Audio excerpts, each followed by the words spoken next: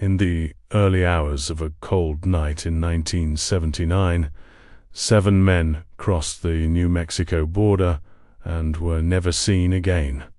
No gunshots were reported, no wreckage was found, no bodies were recovered. By sunrise, it was as if they had never existed. The disappearance occurred along a desolate stretch of land where New Mexico meets the desert backcountry.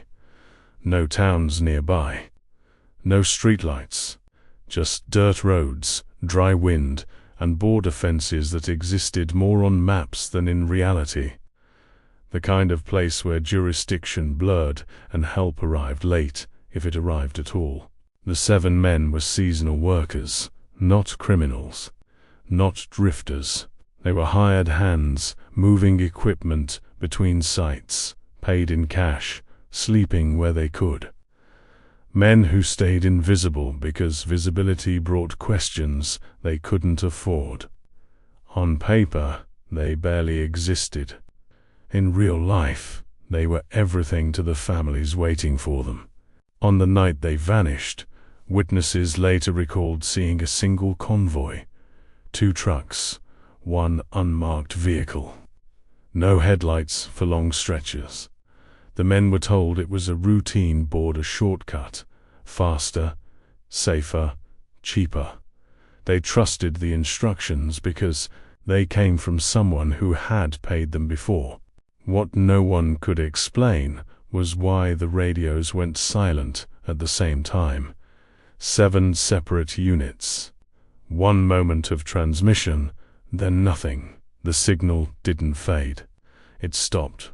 By morning, the equipment they were transporting was found abandoned just inside New Mexico. Engines cold. Keys still in the ignitions. No signs of struggle. No footprints in the hard desert soil. Just vehicles left in place, as if waiting for drivers who never returned. Local deputies called it a voluntary disappearance. Men without papers, men without records, men who probably crossed somewhere else and never looked back. It was a convenient explanation. It required no search and no responsibility. But one detail refused to fit. All 7 men had checked in with the same supervisor hours before they vanished, and that supervisor stopped answering questions the very next day. By the second day, families began calling numbers that no longer connected. The supervisor's line rang endlessly. The contractor's office was closed for inventory. Local deputies logged the report, but did not launch a search. There was no missing persons bulletin, no dogs, no helicopters. The desert stayed empty. Border authorities were notified late and only informally, without confirmed citizenship, without fixed addresses. The men fell into a gray zone where paperwork mattered more than urgency. Each agency assumed another would act first. None did. A rancher 20 miles south reported tire tracks cutting off the main dirt road and heading toward a dry arroyo. When deputies arrived, the wind had already softened the edges. They photographed the ground, wrote a brief note, and moved on. No follow-up. No return. Then came the radio logs. An operator remembered a brief transmission just before midnight, not a call for help, not panic, just a location code repeated twice, then silence. The log entry was marked interference. The tape was reused within 48 hours. The supervisor finally reappeared 3 days later, claiming illness. He denied giving directions, denied authorizing a shortcut, denied knowing the men personally. He said seasonal crews came and went. That was the nature of the work. When asked why the equipment was left behind, he shrugged. Mechanical issues, he said. No report was filed. Quietly, word spread among workers not to ask. Jobs were scarce, pay was late. Anyone who pushed too hard found their name missing from the next roster. In the desert, unemployment traveled faster than truth. Weeks passed, no remains surfaced, the evidence accumulated. The case was reclassified as insufficient information, files thinned, interest faded. What lingered was the unanswered pattern. 7 men directed to the same place, at the same time, by the same voice. And the question that followed them into silence. If they didn't vanish by choice, who benefited from their disappearance? By the end of the first month, the disappearance of 7 men had quietly transformed into an administrative problem rather than a criminal one. Reports were condensed, timelines simplified, language softened. Vanished became unaccounted for, last seen became last reported. Each edit pushed the men further from urgency and closer to erasure. A private investigator hired by one family noticed something the authorities hadn't pursued. All 7 men had been paid in cash by the same subcontractor for weeks. No payroll taxes, no formal contracts. The work itself was legitimate, but the paper trail was deliberately thin. When the investigator requested records, he was told they had been destroyed in a routine purge. Border Patrol agents privately admitted the area where the men vanished was used for unofficial transfers. Not drugs, not people.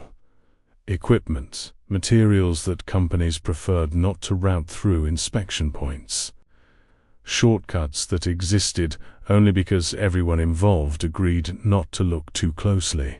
One agent recalled seeing a convoy that night moving without headlights, guided by a lead vehicle he recognized but couldn't place on any official roster. He didn't stop them. He was off duty. And more importantly, he understood the signal. This was not his problem. The desert itself worked in whoever's favor needed it to. Hard ground erased footprints, wind-buried tire marks. Scavengers ensured nothing stayed where it fell for long. In places like this, disappearance didn't require cleanup. It only required patience. 6 weeks after the men vanished, the subcontractor dissolved his business.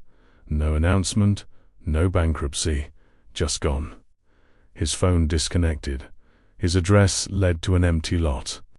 When asked, a former associate said only, he got warned. By winter, families stopped calling. Not because they stopped caring, but because every call led nowhere. Grief turned inward. Hope thinned. The men were declared presumed lost, not dead. Lost, as if they had simply wandered too far into the desert and chosen not to come back. And still, one question refused to disappear. If 7 men vanished without witnesses, without remains, and without investigation, was the border meant to hide more than it divided? By early 1980, the case existed only as a thin folder stamped with dates and uncertainty. No active search. No interagency task force. No press briefings. What remained was silence, carefully maintained. When families asked why nothing was happening, they were told the same phrase again and again: there is no evidence of a crime. A former county clerk later admitted that multiple requests for records had been misfiled. Maps disappeared. Vehicle logs were incomplete. Border checkpoint reports from that week were missing entirely. It wasn't chaos, it was consistency. Too consistent to be accidental. One state investigator pushed harder than most. He requested permission to interview Border Patrol agents who had worked that corridor. The request was denied. Not formally, just delayed until it expired. His supervisor advised him to redirect his efforts. "There's nothing out there," he was told. "Just sand and rumors." Privately, the investigator was warned that the subcontractor had ties to federal logistics work. Nothing illegal on paper, enough influence to make people careful, enough distance to ensure no one would ever say his name in a report. When he vanished, so did the trail. Their families noticed something else. Their questions stopped being answered, but their problems were quietly solved. Outstanding bills paid, rental disputes resolved. One widow received a job offer she hadn't applied for. No explanation. Just relief delivered without a sender. By summer, the men were officially listed as deceased by exposure despite no remains. The desert was blamed. The border was blamed. Fate was blamed. Anyone except a human decision-maker. And that was the point. Because once disappearance becomes natural, it no longer needs a perpetrator.